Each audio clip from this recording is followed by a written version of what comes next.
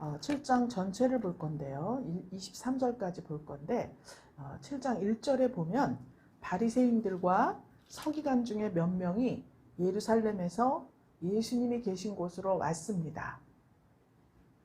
이들은 이미 예수님과 여러 차례 갈등이 있었습니다. 예수님의 행동을 흠잡고 또 비판거리를 찾으려고 또 예수님께로 모인 거예요.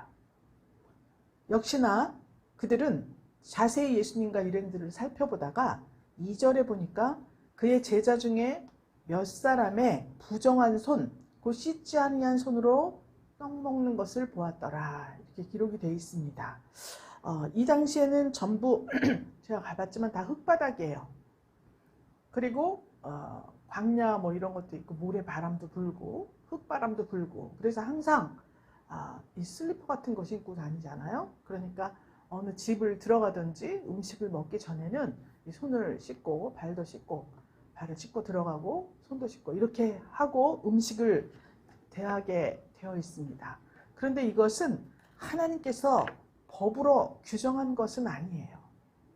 손을 씻는 거 생각할 때 우리가 하나님께서 법으로 규정한 것은 한 가지 생각나는 게 있습니다. 성막 안에 물두멍 있죠? 네. 그래서 맨 처음에 성막 들어가서 제물을 다 잡고 번제단에 태우고 그리고 성소로 들어갈 때 생각을 해보세요, 여러분. 여기 다 흙바닥인데 여기서 짐승을 잡고 막 태우고 어쩌고 저쩌고 하니까 전부 다 아주 더러워졌을 거 아니에요. 손발이 다. 그러니까 성소에 들어가기 전에 물두멍에서 손을 씻도록 하여라. 그래서 성막을 설계할 때 아예 물두멍이 있었죠. 이것은 제사장들이 하나님 앞에 제사 의식을 진행할 때 규정해 놓은 하나님의 법입니다.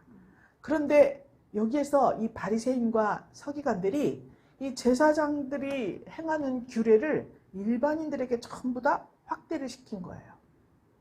그래서 규례로 아예 만들었습니다. 그래서 여기에 보니까 씻지 아니한 손 이렇게 하지 않고 부정한 손 이렇게 말을 했어요. 그러니까 손을 씻지 않고 음식을 먹는 것은 죄다 이렇게 보고 있는 거예요. 그랬더니 3절에 보면 바리새인들과 모든 유대인들이 장로들의 유전을 지키어서 손을 부지런히 씻지 않으면 먹지 아니하며 이렇게 기록이 되어 있습니다. 그래서 이 당시에는 장로들의 유전, 이건 전에 내려오는 전통을 말하는 거예요. 우리도 전통이 있습니다. 우리나라에 전통이 있고 또 가정마다 가문이라고 하죠. 가문마다 전에 내려오는 전통이 있어요. 이것은 다 다르지 않습니까? 그런데 이 장로들의 유전을 지켜서 손을 부지런히 씻지 않으면 먹지 않는다. 완전히 법으로 규정을 한 거예요. 그래서 그냥 전에 내려오는 사람의 계명, 사람의 전통을 하나님의 법과 동등한 권위로 부여를 한 거예요. 그럴 수는 없죠? 하나님의 권위에는 누구도 도전할 수가 없고 하나님이 제정하신 법 외에는 그저 전통일 뿐이지 그것이 이렇게 씻지 않는다고 부정하다, 죄로 여김을 받을 그러한 아무런 근거가 없는 겁니다.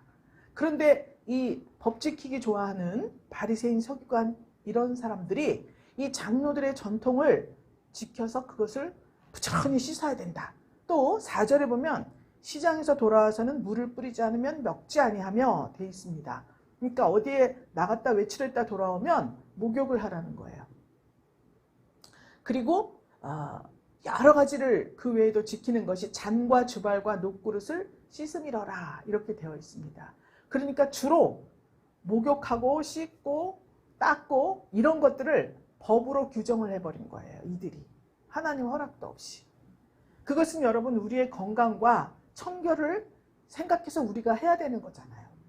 그런데 이것을 지키지 않으면 부정하다, 죄로 그렇게 규정을 한 상황입니다. 그래서 5절에 보니까 바리새인들과 서기관들이 예수님한테 당장 묻습니다. 아니 어찌하여 당신의 제자들은 장로들의 유전을 준행하지 않고 부정한 손으로 떡을 먹습니까?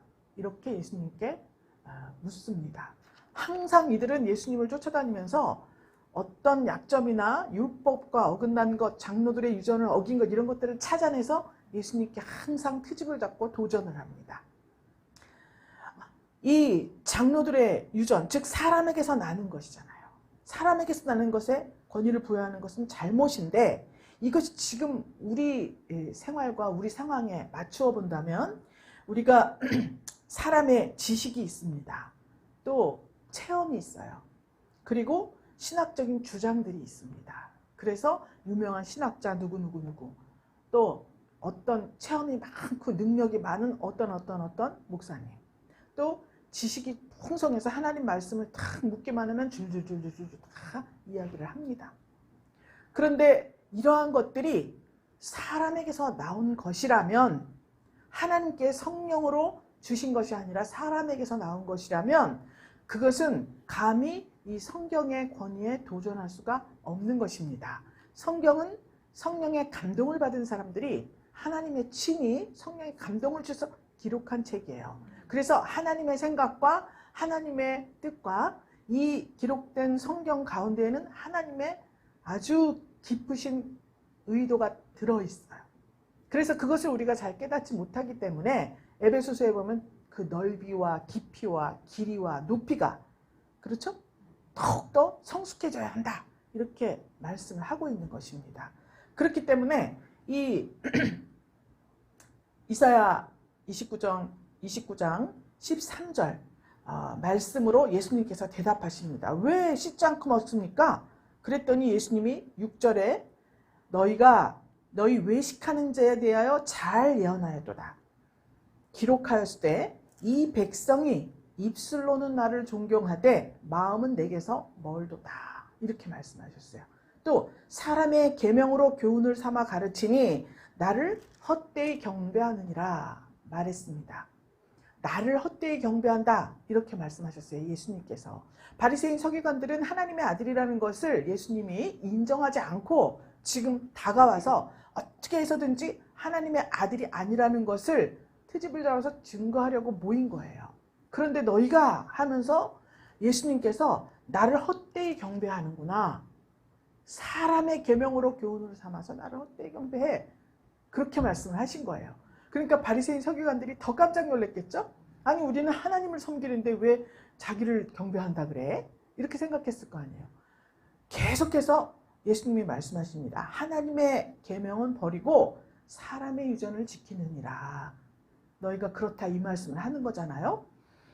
또 가라사대 유전을 지키려고 하나님 계명을 잘도 저버리는구나 라고 말씀을 하십니다. 그런데 예수님께서 계속 하시는 10절 이하의 말씀을 보면 입으로는 하나님을 경배하는 것 같지만 마음으로는 그렇지 않다고 말씀하셨죠. 그러면서 모세의 이야기를 해요.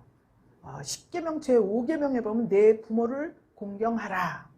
또 아비나 어미를 회방하는 자는 반드시 죽으리라 하였거늘 이 말씀을 하시는 거예요. 아니 입술로만 하고 마음으로는 섬기지 않는 것과 이것이 무슨 상관이 있나. 그런데 예수님이 이 말씀을 들어서 설명을 하고 다시 풀어서 설명을 해주시는 거예요. 제자들한테.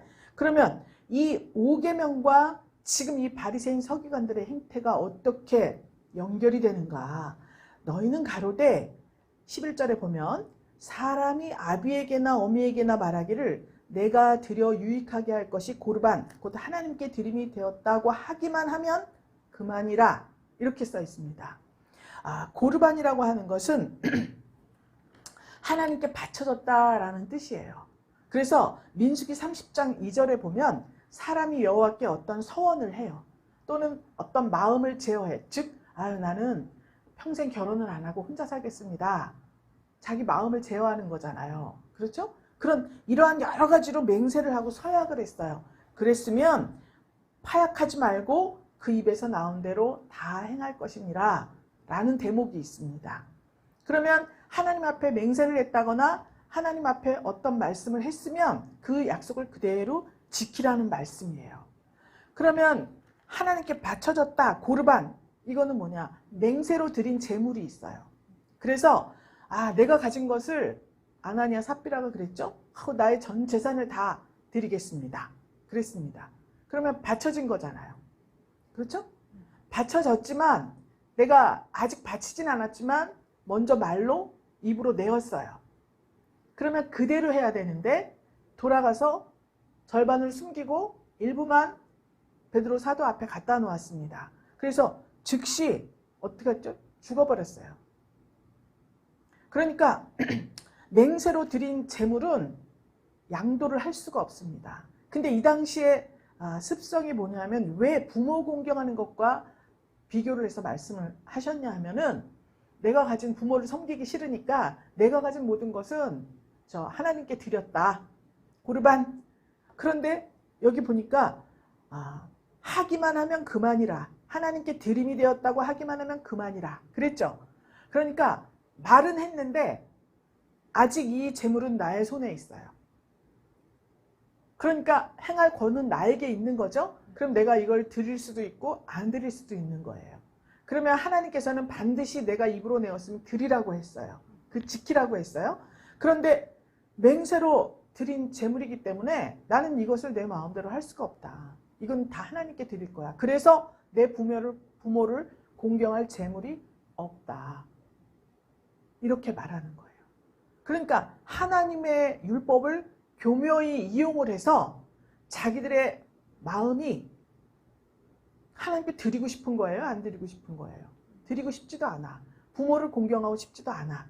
그것을 하나님의 율법을 교묘히 사용을 해서 외적으로는 떳떳하게 하나님께 다 드렸기 때문에 나는 할 게 없어. 그렇게 말하는 것이 일상화되어 있다. 그 말씀을 지금 하고 있는 거예요. 그래서 제 아비나 어미에게 다시 아무 것이라도 하여 드리기를 허락하지 않다. 12절에. 그래서 그 전한 유전으로 하나님의 말씀을 폐했다. 예수님이 이렇게 말씀하시면서 사실은 책망하시는 겁니다. 바리새인 서기관들은 늘 예수님께 도전을 하지만 도전을 하기만 하면 예수님께서는 하나님의 말씀과 하나님의 의도를 들어서 그들을 항상 책망하고 바른 길로 인도하시는 그러한 역할을 하고 있습니다. 그래서 가는 곳마다 시비 거는 사람이 있어. 그건 주님이 주신 기회예요. 기회예요. 그래서 대화를 통해서 잘못 가지고 있는 사고방식을 바꾸어 줄 수 있는 기회다. 이렇게 가기만 하면 그렇게 시비를 걸고 트집을 잡고 그래. 이렇게 할 것이 아니라 우리는 우리에게 주어진 모든 환경을 다 감사하고 하나님의 뜻을 올바로 전달할 수 있는 기회로 삼아야 된다는 것을 말씀하고 있습니다. 예수님이 그렇게 하셨잖아요. 그래서 너희 전한 유전 그것으로 하나님의 말씀을 폐하는구나 라고 예수님이 말씀을 하시는 거예요. 겉으로는 의로운 척 하나님 앞에 다 모든 걸 드리는 척하지만 마음으로는 하나님의 뜻을 거부하면서 살아가는 것을 말합니다. 이것을 보고 예수님께서는 외식하는 자라고 그렇게 말씀을 하셨어요. 하나님을 경외하는 마음으로 하나님의 말씀인 율법이죠. 이것을 겸손하게 순종하는 것이 아니라 마음으로는 하나님을 멀리하면서 형식적으로 전통을 지키는 척하는 것. 이것이 바리새인과 서기관들의 그간의 행태였습니다. 그래서 예수님께서는 그것으로 충분히 의롭다고 생각하는 그 교만한 태도가 문제다. 아니 내 재물이잖아요. 나에게 만약에 1000만 원이라는 재산이 있어요. 그것을 하나님께 드리든 드리지 않든 그것은 하나님이 나에게 주신 거죠. 그래서 우리가 11조를 하는 거 이게 전부 다 하나님의 것입니다 라고 고백을 하는 거예요. 감사하는 거예요. 그렇다고 해서 하나님이 그걸 다 내놔라. 아니고요. 우리의 감사하는 마음과 하나님을 인정하는 마음과 하나님께서 우리 공동체를 세우셨으니까 필요하지 않습니까? 재물이? 그렇기 때문에 그런 차원에서 드리는 것이지 그 나머지를 드리든 안 드리든 그것은 하나님 앞에 하나도 할 일이 없어요. 그런데 그것을 다 드렸다 이야기하고 사람과의 관계 속에서 행해야 할 여러 가지들이 있지 않습니까? 우리가 재물을 사용해야 되잖아요. 적재적소에 사용해야 되잖아요. 근데 그것을 그 핑계를 대고 사용하지 않는 거예요. 그러면서 나는 충분히 의롭다 이렇게 생각하고 있는 그 교만한 태도. 장로들의 유전도 가치가 있죠. 막 함부로 사는 것보다는 낫잖아요. 그렇지만 하나님의 뜻을 깨닫게 하고 생명을 줄 수는 없다는 것을 말씀하고 있는 것입니다. 그러면 예수님께서 이 고르반에 대해서 말씀을 하시면서 14절에 보니까 무리를 다시 불러서 이르셨어요. 너희는 다 내 말을 듣고 깨달으라.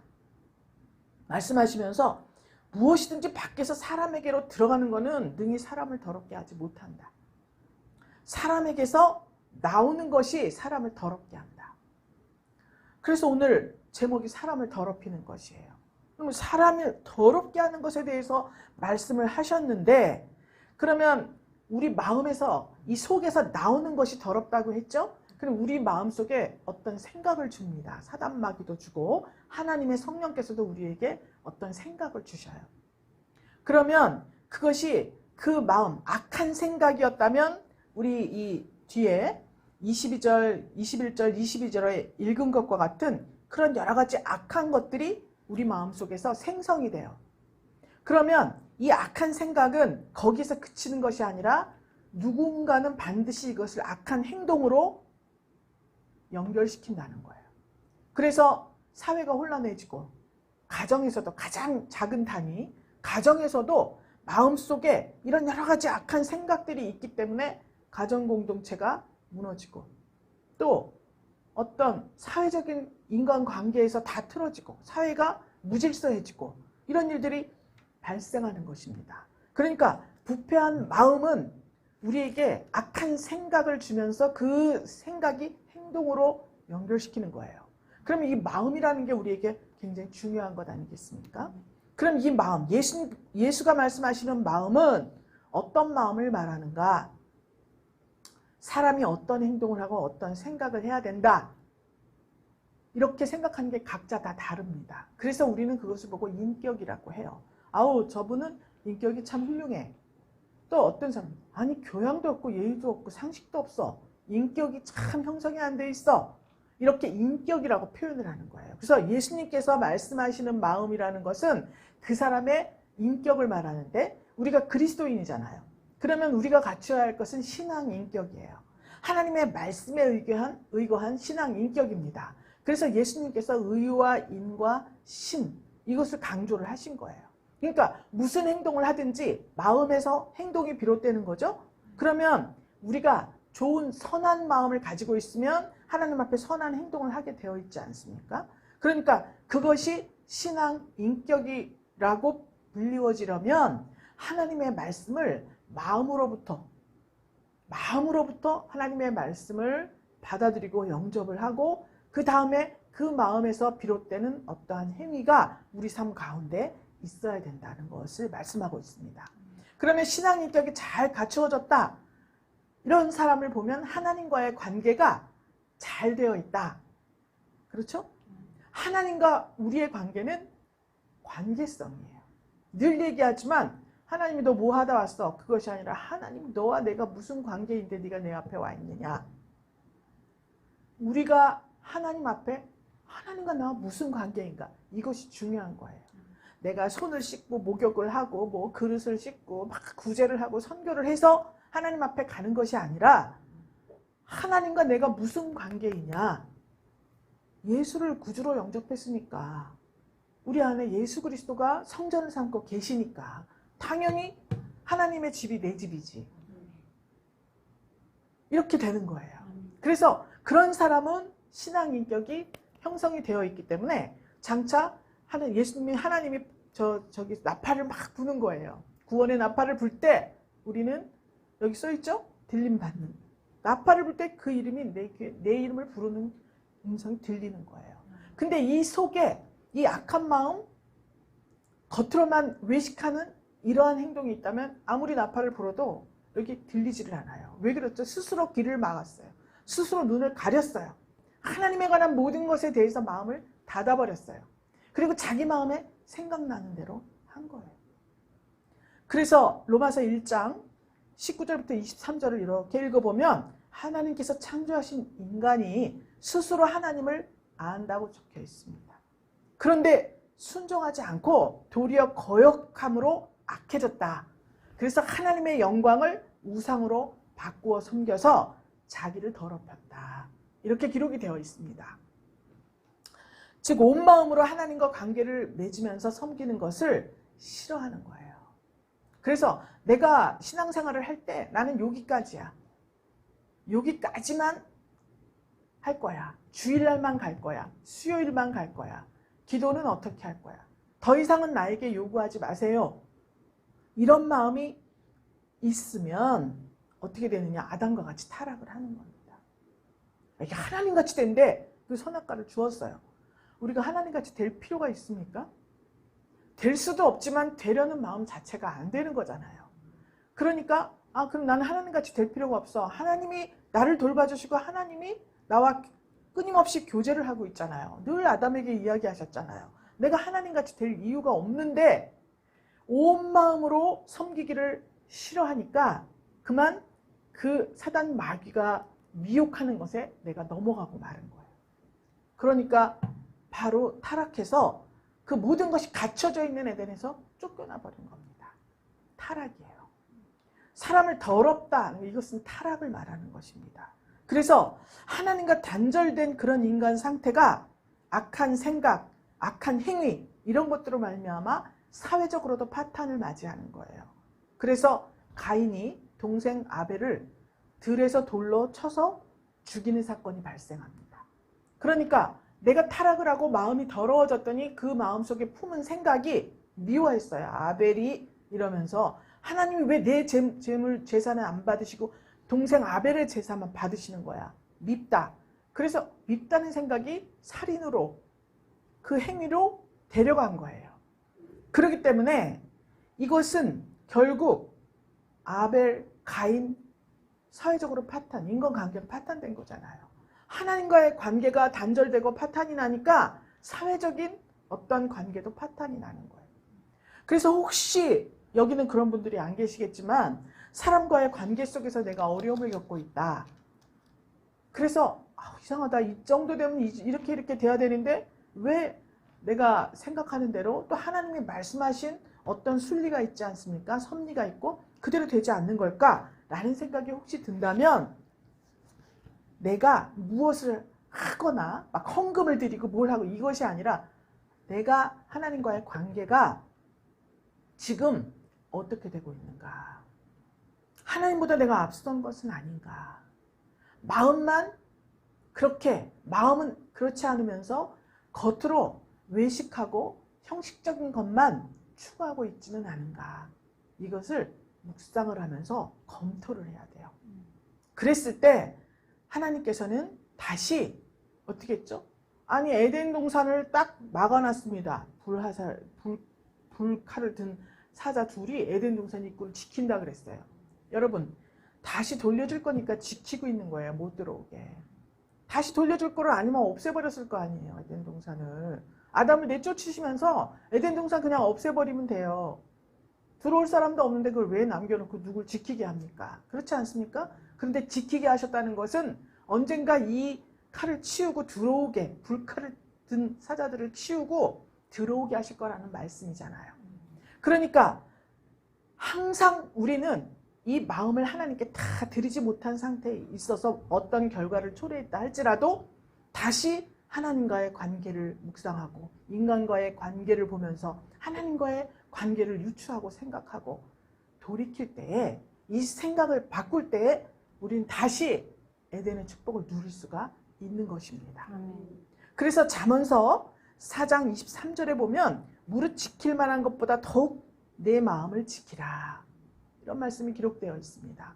생명의 근원이 이에서 남이니라 라고 기록을 해놓았습니다. 그러므로 하나님이 왕이고 주인이신데 내가 왕이나 주인 노릇을 하고 있지는 않은지 오직 나 자신만을 생각하고 하나님을 사랑하지 않고 타인을 사랑하지 않는 어떠한 형식이 나에게 있는지 외식하는 태도가 나에게 있는지 이것을 점검을 해봐야 된다는 것입니다. 여러분 마음을 다 지키시고 싶죠? 아멘. 어떻게 지키냐고요. 지키고 싶죠. 하나님 말씀대로 하고 싶죠. 그런데 이게 잘 안 되는 거예요. 그럼 어떻게 지킵니까? 오직 그리스도 안에서 믿음으로 구속함을 받아서 새롭게 변화가 돼야 돼요. 모두 다 이렇게 되고 싶습니다. 그런데 이게 잘 안 되죠? 그럴 때는 어떻게 하죠? 하나님께서 우리에게 주신 말씀이 있어요. 그 말씀을 붙잡고 내가 믿으면 그것은 하나님과 내가 언약, 말씀으로 맺은 약속이잖아요. 언약을 맺는 거예요. 여기서 중요한 게 에스겔 36장을 한번 찾아보세요. 이번에는 찾아서 우리가 다 같이 한번 읽어봐야 됩니다. 에스겔 36장.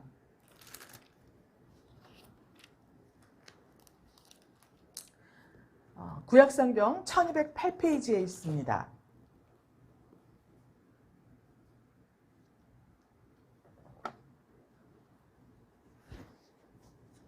25, 26, 27절을 우리가 다 같이 한 목소리로 한번 읽어보겠습니다. 다 찾으셨죠? 네. 자, 에스겔 37장 25, 26, 27 시작. 맑은 물로 너희에게 뿌려서 너희로 정결케 하되 곧 너희 모든 더러운 것에서와 모든 우상을 섬김에서 너희를 정결케 할 것이며 또 새 영을 너희 속에 두고 새 마음을 너희에게 주되 너희 육신에서 굳은 마음을 제하고 부드러운 마음을 줄 것이며 또 내 신을 너희 속에 두어 너희로 내 율례를 행하게 하리니 너희가 내 규례를 지켜 행할지라. 아멘. 할렐루야. 아멘. 자, 우리로서는 할 수가 없어요.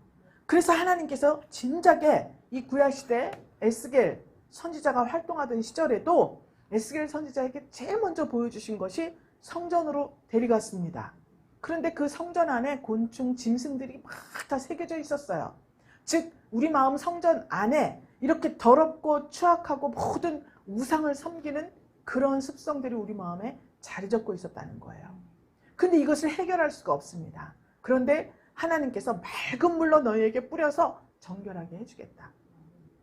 그리고 모든 더러운 것, 우상을 그 섬기는 것에서 다 깨끗하게 해주겠다. 그뿐만이 아니라 새 영을 우리에게 준다 그랬습니다. 그래서 마음이 굳어졌기 때문에 하나님의 말씀을 실행할 수가 없어요. 하던 대로 하는 거야 그냥. 아니 모든 것이 다 내 위주야. 형식만 잘 지키면 돼 라고 하는 그 굳은 마음을 제하여버리고 부드러운 마음을 주겠다. 결정적으로 새 영도 말씀하셨지만 내 신을 또 너희 속에 두어 그랬습니다. 이 당시에는 성령이 사람의 마음속에 있던 때가 아니에요. 예수님께서 십자가에 죽으시고 승천하셔서 성령을 보내셨기 때문에 신약시대 예수님 십자가 사건이 나고 난 후에라야 성령이 우리 마음속에 임할 수가 있어요. 그런데 미리 이 에스겔 선지자를 통해서 그렇게 말씀을 하신 거예요. 여러분 이 말씀을 믿습니까? 아멘. 이 말씀은 실현이 되었어요. 사도행전 2장에 보니까 오순절 마가다락방에 성령이 강림하셨어요. 불의 혀같이 확 강림하셔가지고 이 사람들이 은혜를 받고 막 각기 서로 다른 방언으로 말하고 기도하고 야단 법석이 났습니다. 그때 이 약속의 말씀이 이루어진 거예요. 그러면 이 시대에는 에스겔 시대로부터 신약 시대까지 몇천 년의 세월이 흘렀습니다. 그런데 지금 우리에게는 우리가 하나님 아버지 우리의 마음이 이렇게 더럽고 이 사람을 더럽히는 것이 내 마음속에 이렇게 있으니 내가 무엇을 말하든지 무슨 행동을 하든지 나를 더럽힙니다. 하나님 나를 지켜주세요. 내 마음을 지켜주세요. 하나님 말씀하셨죠? 에스겔서 36장 25, 26, 27절에 말씀하셨습니다. 모든 더러운 것에서 우리를 깨끗게 해주신다고 하셨습니다. 아멘. 우리로서는 할 수 없을 때 하나님의 영, 하나님의 신으로 우리 속에 두어 이 일을 할 수 있게 약속하셨습니다. 아멘. 하나님 우리에게 성령으로 충만하게 해주십시오. 아멘. 고백을 하셔야 됩니다. 그래서 오순절 성령 강림으로 이 약속을 반드시 이루어 주신 거예요. 아멘. 이제는 성령 받은 여러분은 아우 할 수 없어, 못해, 안 돼 이 말을 하시면 안 되는 거예요. 하나님의 성령이 설사 악한 행위가 나에게서 나왔어, 악한 마음이 나에게 있어, 하나님의 성령으로 나를 회복시켜 주세요. 기도를 해야지. 안 돼. 그렇게 할 수밖에 없었어. 나도 모르게 그렇게 됐어. 이런 것들은 용납이 되지를 않는 시대예요. 지금. 왜 그렇죠? 성령이 여러분 안에 같이 있기 때문에 그렇습니다. 자, 그래서 이제 하나님께서는 약속하신 것을 분명히 지켜주셨어요. 그래서 우리가 지키지 못할 걸 알았기 때문에 예수님이 책임지고 죽으신 거예요. 그래서 예수를 믿기만 하면 우리는 우리 마음 성전에 성령께서 임하셔서 우리가 그전에 우리 힘으로 할 수 없었던 모든 것들을 다 할 수가 있게 된 것입니다. 이 말씀을 잘 생각하시면서 여러분들은 이제 귀중한 영원한 생명의 나라, 사랑의 아들의 나라로 옮기운 바 되었습니다. 그 귀한 나라로 인도되었으니 이제 주님과 함께 성령 충만함으로 동행하셔서 한 주간 동안에 일어나는 모든 일들 가운데 나의 마음을 조명하여 보고 또 아직 해결되지 못한 부분이 있다면 하나님의 성령의 힘을 힘입어 더 이상 외식하는 자가 되지 말고 마음과 성품을 다하여 예수 그리스도를 섬기는 저와 여러분 되시기를 주님의 이름으로 축원합니다. 아멘. 하나님 아버지 감사드립니다. 우리 마음속에 모든 죄와 더러움을 씻는 셈이 솟게 하신 주님께 감사드립니다. 아멘. 주의 성령께서 우리 마음을 깨끗게 하시기를 원합니다. 주의 보혈로 정결케 되기를 원합니다. 주의 사랑하시는 분이엘 권속들의 마음이 하나님의 영광으로 가득 채워지기를 간절히 축복합니다. 아멘. 생명의 근원이 되시는 주 예수 그리스도의 성전으로 삼아 주셨으니 날마다 물로 씻고 불러 태워 하나님의 형상을 나타내기에 부족함이 없게 하여 주시옵소서. 아멘. 예수님처럼 바울처럼 하나님 말씀에 순종하고 하나님의 말씀을 사랑하여 우리를 점령하고 있는 외식을 버리고 진정한 사랑을 주님께 드리는 분의 권속들이 다 될 수 있도록 주님 함께하여 주시옵소서. 아멘. 감사드리오며 살아계신 예수 그리스도 이름으로 기도 올리옵나이다. 아멘. 아멘.